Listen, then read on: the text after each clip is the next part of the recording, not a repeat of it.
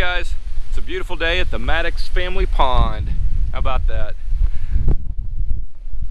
So let me spin you around. They got rid of that support beam, so that's really good news, and that's a big chunk of cedar. That looks good. And then as you can see, let me see if I can fix this. There we go. As you can see, they got the insulation in. There's your panel, the fuse box. You got a lot of that insulation foam put in. There's your radiant barrier up there. And then, I was going to follow up with you and show you. Let's see. Yep, see there's the all thread. See how they screw that down? And then they're nailing them there. And then they've got the big thread screwed down. That's good. All right. So a lot of this stuff I just kind of show you. They need to tuck that insulation, dadgummit. A lot of this stuff I just walk around to show you guys and film for you and give you some insight, but then I will go back and do a more detailed walk by myself because quite frankly it's boring me seeing me stoop around and look at the ground. All right, so there's the little window. See how all this insulation is tucked in?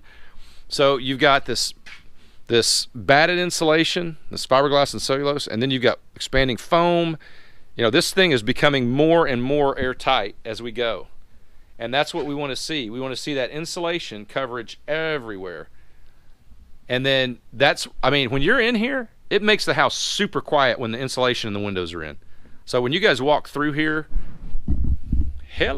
So when you guys are walking through here, you're going to notice it's almost just like that church-like quiet with the windows and the doors in. And a lot of these windows are open. It's still very quiet.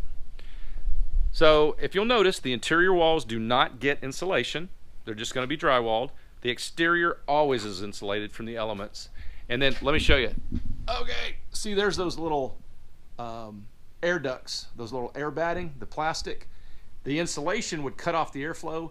That goes in place against the radiant barrier and allows air on the soffits over here to come up into the house. It flows up that, right? And then it can go up into the attic and then out the cap vent up on the roof, right? So it's convection. The air is sucked in, it goes up, and it takes the hot air out with it. Works great. As you can see, these big sheets of drywall have been dropped. The insulation is all in, and we are queued up for them to do drywall, which is awesome. That's a big major accomplishment, a big step forward. And do you guys not feel now with the insulation in that you kind of get a feel for the house? It feels bigger. It's starting to really feel like a house. I think that when the drywall goes in, that's the big demarcation for me. That's when it really feels like a house, when that drywall's in. So you know what these guys are, right? These little things are bent to a certain distance, and it's what is a measurement or a barrier to keep the brick facade. As it goes up, it's just a little help, and it's a reminder where they're supposed to put the bricks, the distance away from the outside of the home. And if you're out here when they're doing the brick, you can actually kind of look as they're doing it, and you're going to see an air gap. And that's why they call it a brick facade and not a brick wall, because it is a freestanding wall that touches in a few places, but it's not like a stone castle. They don't build them that way. Those are really neat. I like the way that came together. So, that's really neat. It's kind of tight back here, but on the side yard, I think it more than makes up for it. The back porch is really cute too. I think that's going to look nice. All right, let's go up these stairs tucked in the back of this house. I wanted to see upstairs. Staircase feels good and tight.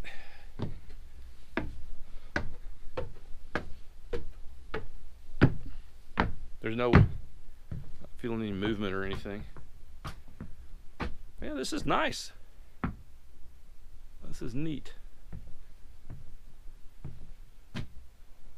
Very well insulated. Well, I like it. I hope you guys are enjoying it. I don't have any major revelations for you this week. I will look through this. I hope it all comes together. I don't imagine I'm going to find anything, out of the ordinary.